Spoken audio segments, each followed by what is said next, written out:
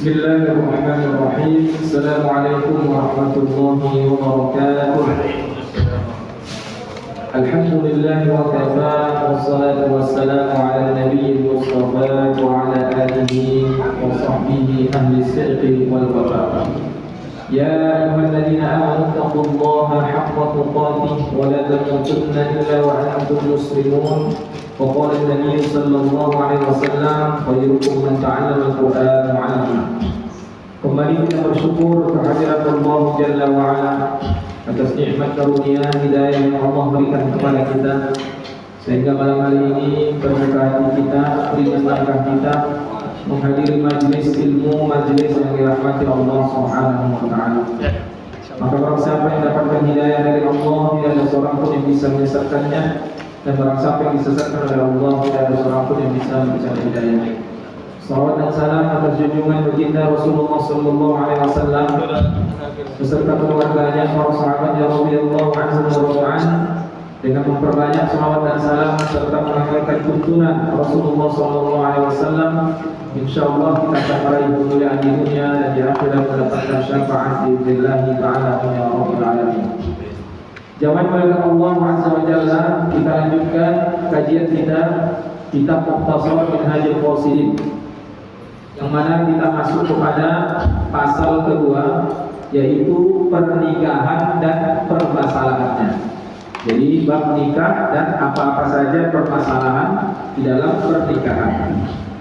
Jamaah yang melihat Allah Azza wa Jalla, tidak ada perbedaan pendapat di antara para ulama bahwa menikah itu adalah sunnah dan dianjurkan.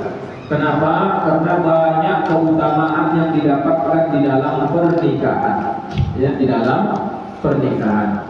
Jadi jamaah melihat Allah Azza wa Jalla, apa saja manfaat dan apa saja yang didapatkan di dalam pernikahan, faedah-faedahnya. Pertama adalah kelahiran anak.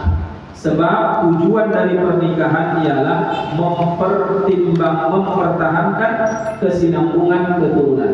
Ya, mempertahankan kesinambungan keturunan. Ya, sehingga ya umat manusia terus berkembang. Hari ini fenomena di negeri-negeri sekuler, ya, di mana mereka tidak mau nikah karena mereka anggap nikah itu beban.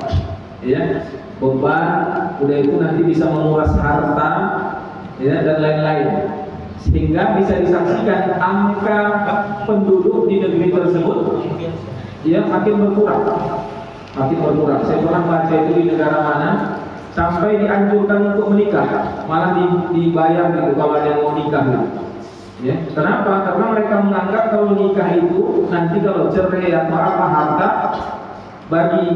Sementara dia selama ini nyari, ya, belum lagi jadi beban. Kalau lebih enak apa? Kita ganti pasangan. Kalau nikah itu kan terikat ini itu dan lain sebagainya.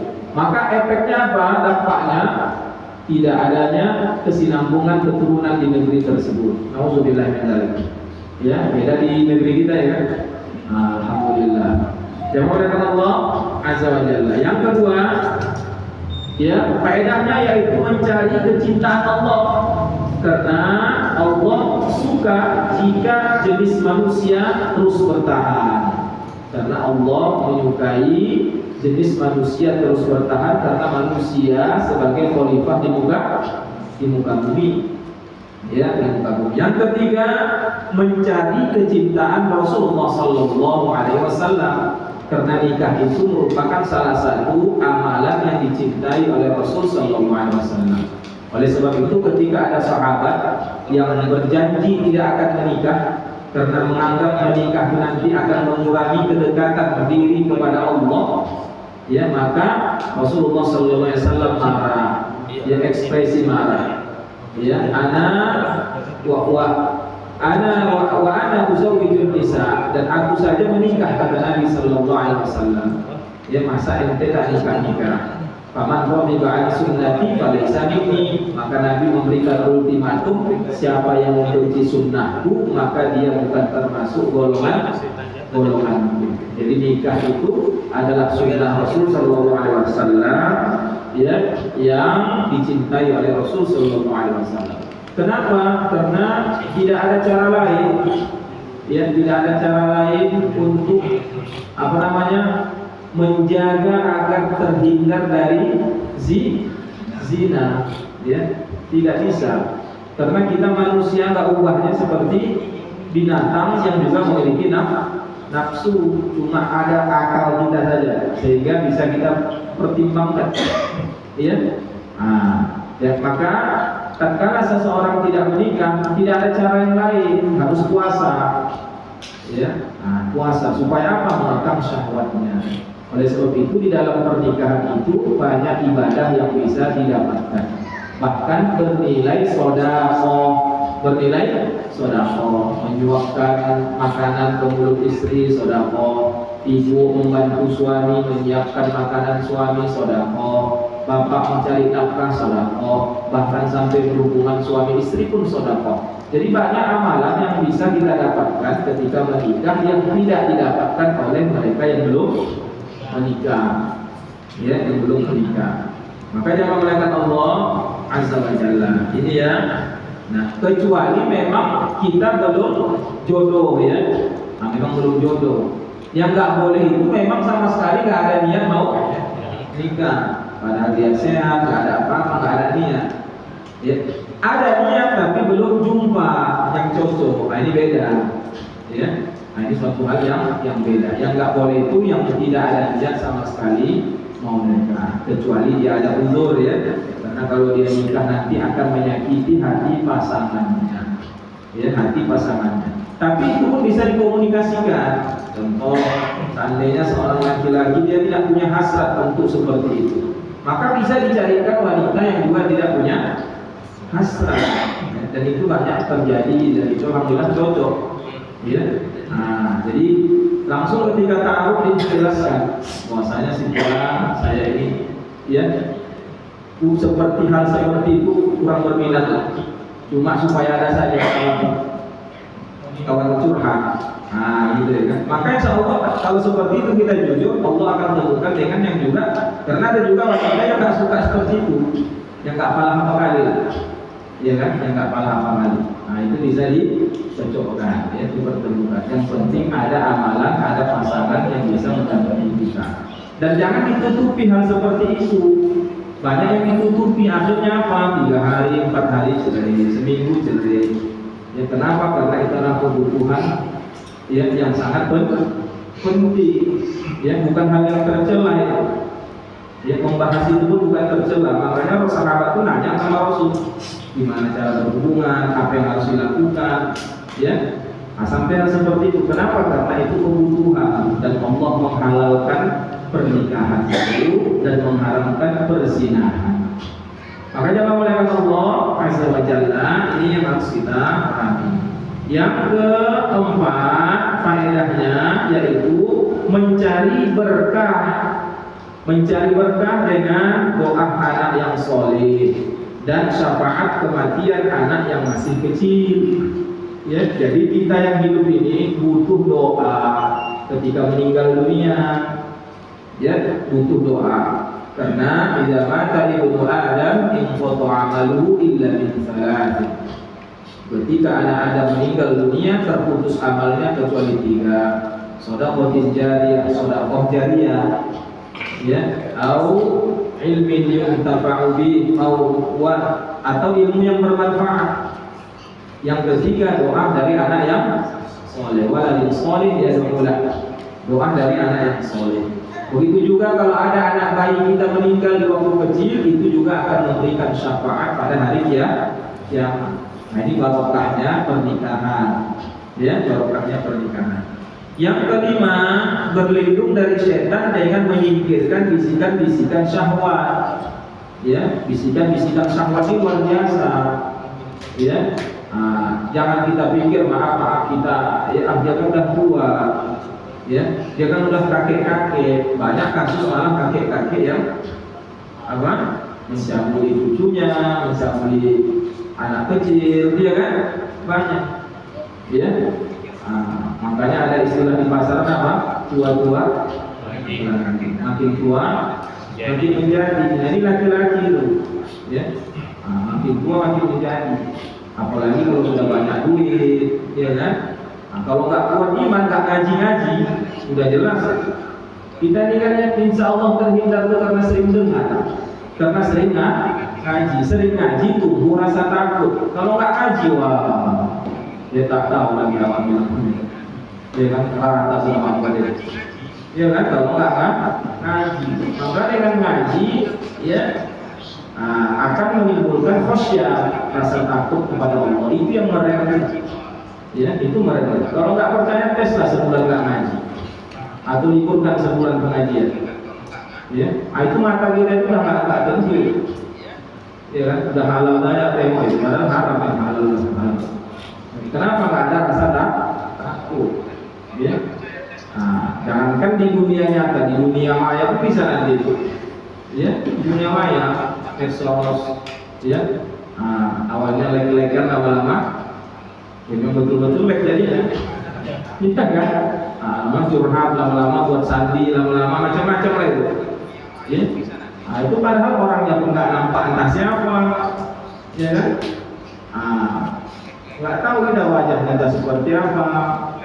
Ya, mau tengok macam mana ini, aku pengen jumpa sama macam apa ya kan? Jadi aneh-aneh. Ya, jadi kalau nggak nikah itu luar biasa. Ya, kalau nggak nikah itu. Makanya banyak-banyak puasa, jangan banyak-banyak puasi, ya, tapi puasa. Kemudian jangan melihat Allah. Ini yang kelima kata Syekh ya, untuk melindungi kita dari syahwat. Yang keenam, menenangkan jiwa, ya, karena bercampur dengan istri, yaitu banyak faedahnya. Nanti bisa di searching di Google manfaat hubungan itu, ya, bisa mengurangi rasa sedih, mengurangi rasa letih, ya, menghilangkan stres, banyak ternyata faedahnya, ya. Nanti silahkan di searching itu, ya. Makanya memuliakan Allah Azza wa Jalla, ya, harus kita pahami. Kemudian yang keenam, yang ketujuh, bisa menciptakan ketenangan hati karena tidak perlu lagi mengatur rumah, menyapu, menanam, masakan, menata tempat tidur, membersihkan halaman, menyiapkan kebutuhan sehari-hari dan lainnya. Seseorang tentu merasa berat jika dia harus menangani semua ini sendirian. Atau kalau dia menanganinya tentu akan memakan banyak waktu sehingga membuatnya tidak sempat mencari ilmu dan bekerja. Wanita solehah merupakan pertolongan yang baik lewat jalur pernikahan dan membuat laki-laki suami terbebas dari pekerjaan rumah yang tadinya membuatnya masyghul, sibuk, sehingga bisa berbagi tugas. Dek, abang cari nafkah ya, adik siapkan di rumah, ya, jadi bisa berbagi tugas. Kalau kita tidak menikah, ya awalnya mengerjakan semua. Maka jangan melihat Allah Azza wa Jalla. Oleh sebab itulah kata Syekh, memiliki istri yang solehah itu barokah luar biasa. Ya, memiliki istri solehah, ya, itu perbekalan yang luar biasa itu. Ya, jadi kita ini semuanya kan akan kembali menuju Allah.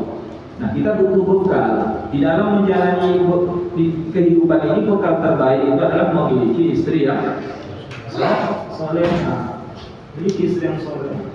Jadi maaf, nikah itu bukan hanya sebatas itu saja, ya. Tapi kita butuh ketenangan, butuh, ya, kenyamanan.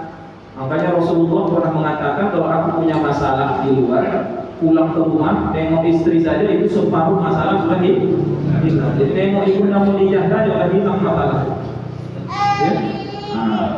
Saya yakin bapak kayak gitu juga. Ya, di luar punya masalah, sampai ke rumah hilang masalah. Atau langkah hilang satu tambah, tak tahu lah. Nanti wajah-wajahnya hilang masalah. Ya kan? Makanya mengadakan Allah Azza wa Jalla. Jadi seperti itu. Ya. Kemudian yang kedelapan, merupakan usaha dan latihan bagi diri sendiri untuk memegang suatu kepemimpinan dan penanganan urusan hak-hak keluarga.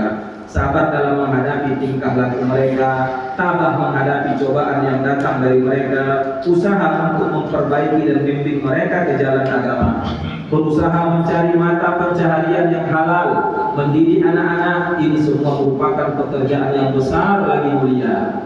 merupakan penanganan urusan orang yang harus dipimpin. Orang yang takut tidak mampu memenuhi hak tentu akan bersikap waspada. Kemampuan menata, menghidupi keluarga serta anak-anak itu sama nilainya dengan jihad fi sabilillah. Masya Allah. Ya, jadi sama dengan jihad fi sabilillah. Rasulullah bersabda, dinarun anfaqtahu fi sabilillah. Dinar atau uang yang engkau nafkahkan fi sabilillah, di jalan Allah. Dinar yang engkau nafkahkan untuk memerdekakan budak wanita. Dinar yang engkau berikan kepada orang miskin. Dan dinar anfaqtahu ala ahlika, yang engkau nafkahkan untuk keluargamu. Ya, tadi untuk fisabilillah, orang miskin. Apalagi tadi memerdekakan budak, ya, dan diberikan untuk keluarga. Afdaluha, maka yang paling utama adalah dinar yang engkau nafkahkan untuk keluarga. Masya Allah. Hadis riwayat Muslim. Ya, jadi menafkahi istri kita, menafkahi anak kita dengan nafkah yang halal, itu dinilai lebih utama daripada ya hal yang disebutkan tadi. Ya. Jamaah kata Allah Azza wa Jalla. Kenapa? Karena dari dalam rumah itulah akan melahirkan generasi-generasi yang baik jika berawal dari nafkah yang baik. Semuanya pusatnya mana? Dari rumah. Ya, maka kita harus memahami fungsi rumah itu apa. Ya, bukan berarti rumah itu udah punya rumah, udah bangga, udah senang punya rumah, enggak. Ya, fungsi daripada rumah itu yang pertama yaitu adalah sebagai musola. Musola itu apa? Tempat hidupnya ibadah. Ya, tempat hidupnya ibadah itu di rumah. Makanya kata Nabi Sallallahu Alaihi Wasallam, "Matalul baitil ladzi yuzkaru Allahu fihi wal baitil ladzi la yuzkaru Allahu fihi matalul hayy wal mayyit." Perumpamaan rumah orang yang disebut nama Allah di dalamnya, artinya hidup ibadah di rumah itu, dengan rumah yang tidak disebut nama Allah di dalamnya, itu seperti rumah orang yang hidup dengan yang mati. Ya, nah, seperti rumah orang hidup digambarkan dan juga rumah orang yang mati. Jadi kalau di rumah itu tidak hidup ibadah, istri tak sholat, anak tak sholat, tak ngaji, suami tak ngaji, itu seperti rumah orang yang mati. Karena orang mati kuburan nggak mungkin hidup ibadah. Kan ada di kuburan ibadah. Orang mati yang meninggal nggak ada sholat di kuburan, nggak ada dia baca Quran di kuburan. Kalau orang meninggal kan, nah, sampai seperti itulah fungsi rumah itu. Bahkan Rasulullah bersabda, "La taj'alu buyutakum maqabir." Jangan kalian jadikan rumah kalian itu seperti kuburan. Ya, jangan jadikan rumah kalian seperti kuburan. Ya, kenapa? Karena di dalamnya tidak dihidupkan ibadah. Makanya pernah kita sampaikan, Rasulullah sampai mengingatkan sahabat, "Shallu ayyuhan nas fi buyutikum, fa inna afdhalas sholati sholatul mar'i fi baitihi illa al-maktubah." Salatlah kalian wahai sahabat di rumah kalian. Salatlah kalian di rumah kalian. Karena sesungguhnya sholat yang paling utama itu adalah sholat seseorang yang dikerjakan di rumah. Sholat yang paling utama, sholat yang dikerjakan di rumah. Ya? Agak senang bapak, alhamdulillah di rumah ya. Illal maktubah, kecuali sholat wajib. Ya, ada pengecualian. Artinya apa? Sholat sunnah hidupkan di rumah. Supaya apa? Supaya rumah tadi tak jadi kuburan, hidup di situ nama-nama Allah. Makanya perlu bapak-bapak program di rumah, hadis subuh kumpulkan anak-anak ngaji, beli kitab hadis Bukhari Muslim, bacakan saja 1-2 hadis. Habis itu udah mau tidur, mau sekolah, mau kerja. Ya, supaya apa? Supaya majelis ilmu hidup di rumah. Kalau hidup majelis ilmu di rumah, apa yang terjadi? Malaikat pun turun. Kalau malaikat turun, masya Allah. Jadi jangan lagi sholat udah. Karena di dalam majelis ilmu itulah terjadi hubungan komunikasi suami dan istri, anak kumpul di situ, kita bisa nasihati. Jadi bapak sholat subuh di rumah, sebelum sholat diingatkan, nah besok subuh kita ngaji ya. Ayah pulang dari masjid, kita ngaji dulu satu hadis saja kita bacakan. Apa salah? Itu akan berkesan sama karakter anak nanti. Ya. Jadi jangan sia-siakan rumah kita itu. Hidupkan majelis ilmu. Nanti besar mereka akan terkenang itu. Gini dulu buat ayah. Awak ini kan berumah tangga ini kan mengikut apa yang dilakukan orang kita kan. Gimana orang tua kita mendidik kita, begitulah kadang kita terapkan sama anak kita. Makanya kadang kalau orang tua marah apa yang bilang? Kamu ayah dulu, atau kamu dulu habis ayah dibuatnya dulu, gitu ya kan? Nah, dipukulnya ayah dulu. Kamu dulu belum seberapa ini pun. Jadi kita yang kita ingat itu pendidikan orang tua. Ayo bukan majelis ilmu. Sekarang kan kamu mudah. Gak ada uang beli buku HP, beli download itu kitab hadis, kitab apa. Udah mudah, tinggal bacakan aja. Ya. Kalau perlu ganti-gantian, kitab hadis itu hari ini awak baca, besok giliran si Minah ya, Minah, besok giliran Minah, baca. Ya, sambil mengajarkan dia kalau ada tulisan SAW Sallallahu Alaihi Wasallam, nanti katanya apa ya, radhiyallahu anhu. Kalau gitu mana paham orang itu? Ya, ya nanti ketika baca buku Rasulullah SAW, ya, Allah SWT kan? Dengan adanya ta'lim subhanahu wa ta'ala. Ya. Kalau saya tiap subuh tahsin, saya buat di rumah, jadi ada keponakan sama istri, jadi belajar tajwid. Itu setiap subuh itu. Walaupun buka orang tahu anak-anak ya kan, tahu kan nggak masalah. Nanti kan akan ada masih ngantuk awak, ngantuk ngaji dulu. Ya sebentar aja, 10 menit aja bukan. Ya supaya rumah tadi jadi tempat pendidikan. Yang kedua dari tempat ibadah ya. Yang kedua rumah itu apa? Sebagai madrasah, sebagai tempat belajar. Jadi ciptakan rumah itu rumah sekolah. Ya. Dan disinilah peran ibu yang paling penting. Ya. Makanya kata Hafiz Ibrahim, salah seorang penyair Mesir yang dikenal dengan penyair Sumainil di abad 20, beliau menulis qasidah syair, ya, al-ummu madrasatu idza a'dadta sya'ban thayyibal a'rafi. Ibu itu adalah pelaksana sekolah, guru. Jika engkau mempersiapkan seorang wanita yang nanti siap jadi guru untuk anak-anaknya, keluarganya, maka engkau akan mempersiapkan generasi yang terbaik di negeri tersebut. Ya. Jadi jangan kita bayangkan lahirnya Imam Syafi'i karena cerdas diri, tidak, karena mamanya yang luar biasa.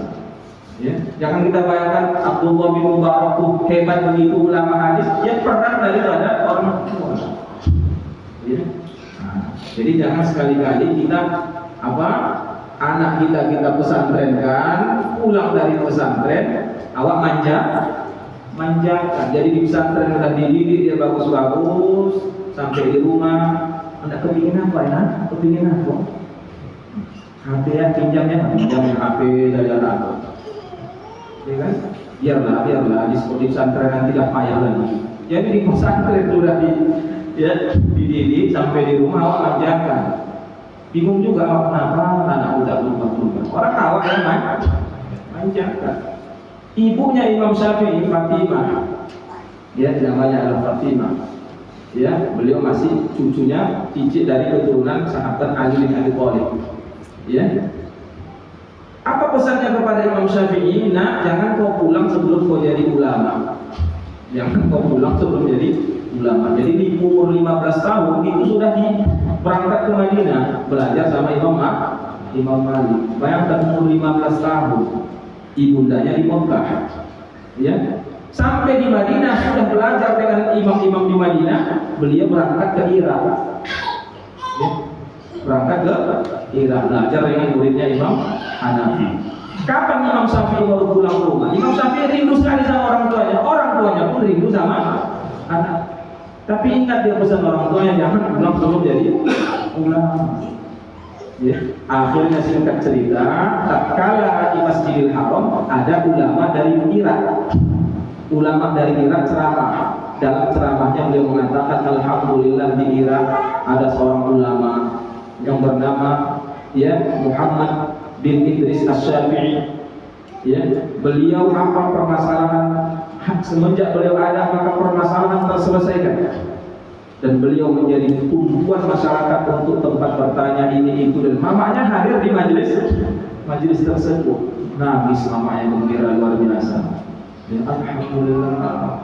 Jamaah sudah pulang, ibu tadi masih nangis di situ. Menahan rindunya tadi.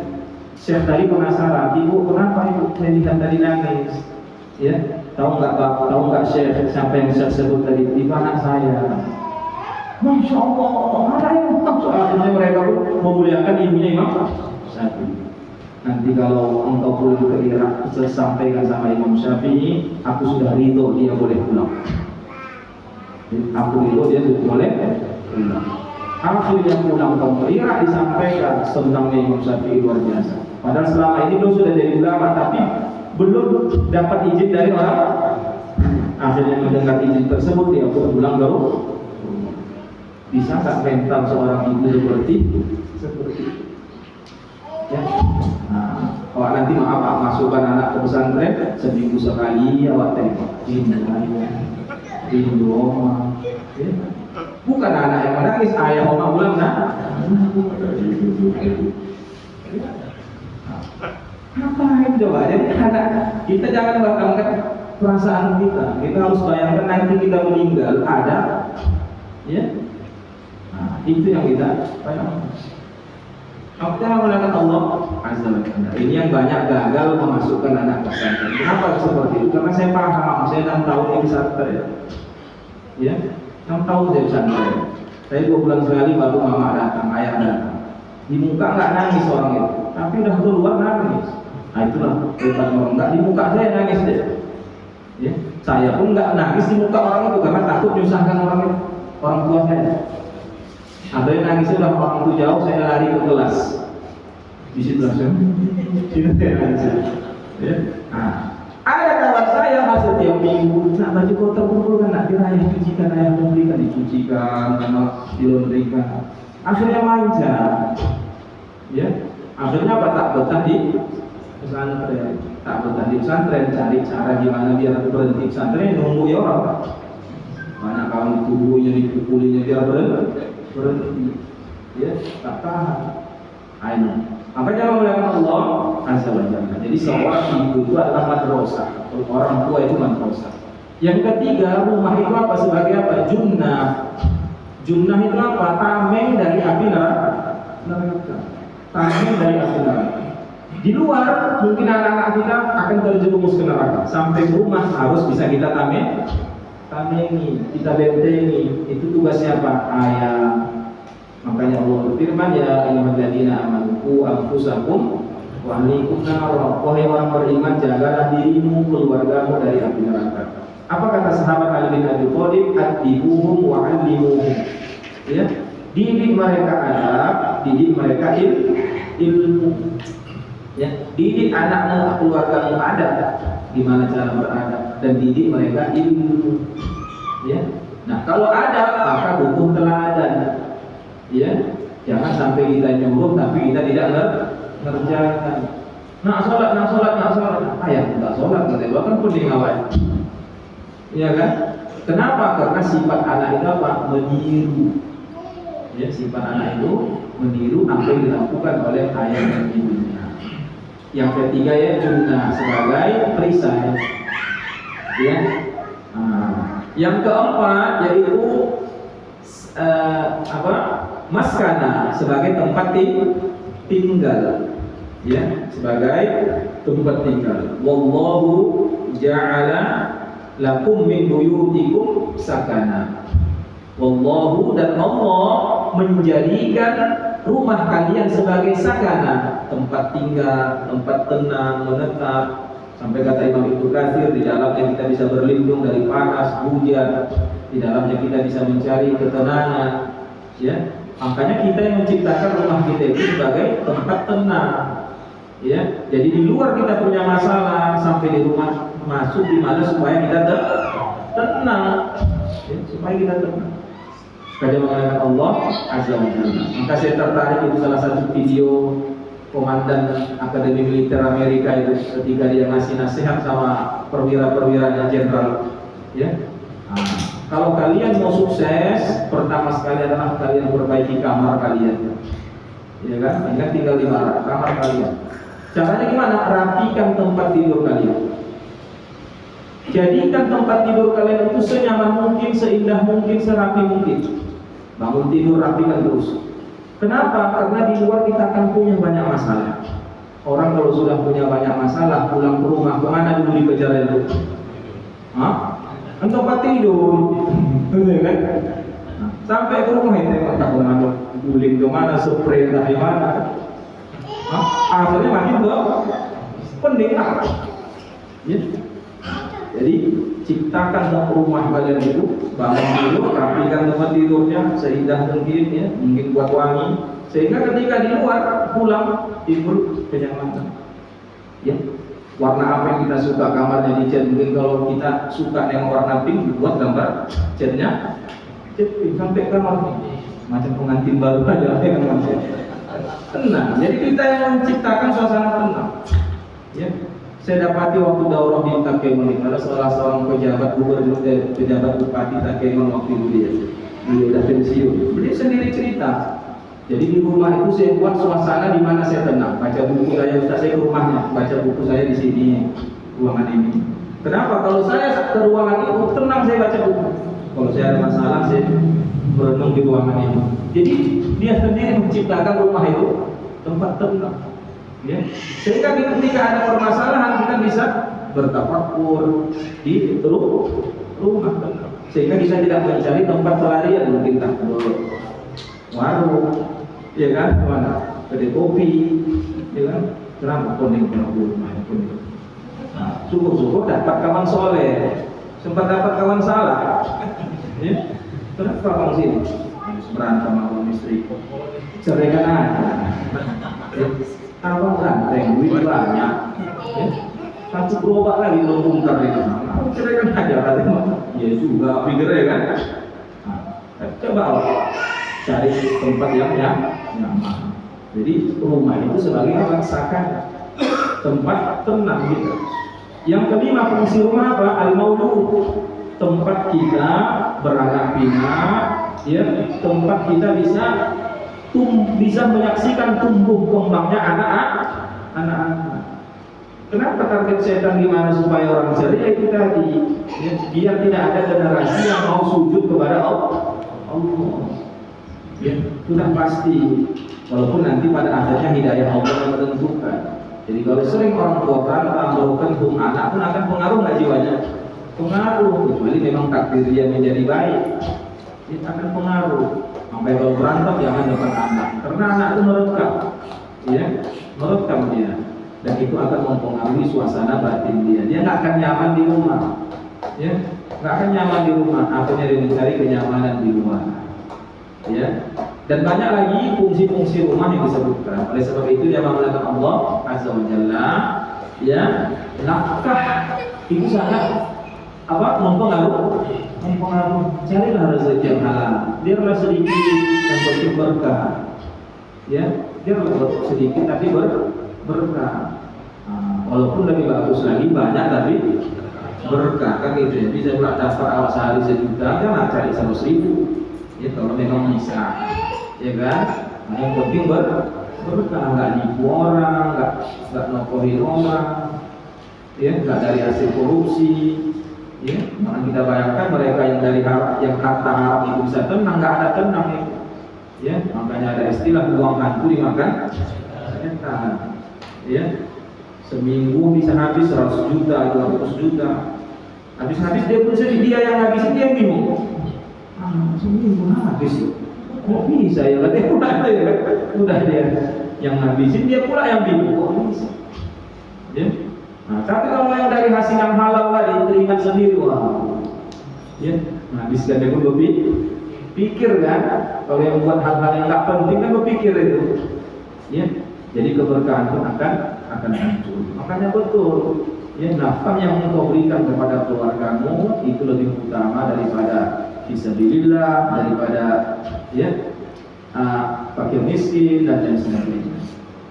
Ya, wajah Allah Azza wa Jalla bukan berarti kita tidak tidak bersedekah kepada yang lain. Ya, kalau sudah terpenuhi di rumah kita bisa bantu kepada yang lain. Jangan mengatakan Allah Azza wa Jalla beberapa kendala dalam pernikahan. Pertama, ini merupakan kendala yang paling menonjol, yaitu ketidakmampuan mencari penghasilan yang halal. Ini juga termasuk kendala yang paling berat, karena bisa-bisa suami mengambil apa-apa yang bukan dirinya. Ya, nah ini ketidakmampuan mencari rezeki yang halal, yaitu pasti akan terjadi. Yang kedua, ketidakmampuan untuk memenuhi hak istri atau tidak sabar menghadapi sikap dan tingkah laku istri yang tidak benar. Ini juga termasuk kendala yang cukup rentan, karena bagaimanapun seorang laki-laki adalah pemimpin dan harus bertanggung jawab terhadap apa dan siapapun yang dipimpinnya dalam keluarga. Makanya seorang suami itu harus banyak sabar. Ya. Nah, yang kedua harus banyak-banyak kita bersabar menghadapi istri, karena mereka tercipta dari tulang rusuk yang bengkok. Ya. Dan kita harus memahami sikap istri itu. Ya, mereka itu suka dipuji, maka muji jangan pelit-pelit. Mereka udah masak, bilang mah enak kali masakan dia. Itu mereka itu sudah menimbulkan hormon endorfin dalam dirinya. Bahagia betul dah hidup dia. Ya. Besok makin banyak lagi, makin semangat dia mah. Hargai, puji saja. Ya, sebelum tidur, wah cantik kan dia malam. Itu wah tidur pun dah kemana-mana ada senang kalau. Ya, nah, jangan pelit-pelit puji. Ya, itu cara untuk apa? Bisa kita mengendalikan istri. Ya, nah, kalau ada permasalahan jangan malu minta maaf. Ya, jangan harap istri minta maaf, berat. Ya, berat dia. Ya, makanya ada video laki-laki maaf. Ya, istri ngomong. Ya kan? Yang sampai ini tidak mau minta maaf. Ya, kita yang paham itu dah fitrahnya seperti itu. Ya. Nah, beda dengan fitrah kita. Kita kan singkat saja pikiran. Ya. Nah, kejalaan Allah Azza wa Jalla. Ini harus kita pahami, karena mereka punya kelebihan, punya kekurangan, sama kita juga punya kelebihan, punya kekurangan. Jangan melakukan Allah Azza wa Jalla. Kemudian yang ketiga, anggota keluarga dan anak-anak menyita perhatiannya sehingga dia tidak bisa berzikir kepada Allah. Itu kendala. Siang dan malam harinya habis untuk urusan keluarga, tidak memberi kesempatan sedikit pun kepada akal dan hati untuk memikirkan akhirat dan beramal untuk akhirat. Makanya beruntung kali bapak-bapak bisa hadir majelis ilmu itu. Pagi sampai sore cari nafkah, malamnya apa yang untuk ilmu. Itulah kesempatan kita memberi makan akal, memberi makan hati. Saya dari pagi cari nafkah, pulang ke rumah habis malam cari nafkah lagi. Ya kan? Sampai jam 12 malam, jam 12 malam, jam 1 malam cari nafkah lagi sampai lagi waktu. Ya. Ngapain kita? Nah, ya. Sehingga sholat kita cemana-cemana, ibadah kita cemana-cemana. Ya. Bahagianya Tuhan bisa kita kumpul sama keluarga, ya, bisa makan sama dengan keluarga.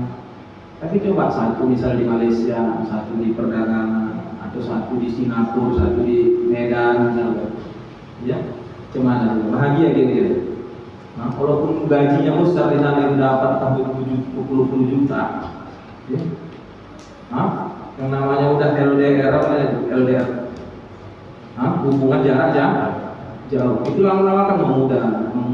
Makanya apa banyak terjadi berceraian, mungkin terjadi. Apalagi maaf suami istri misalkan karir dua-dua, ya, jumpanya pulang sampai di rumah. Kalau di kota-kota besar kan gitu kan, di pagi pulang malam. Malamnya ngapain? Udah capek kan?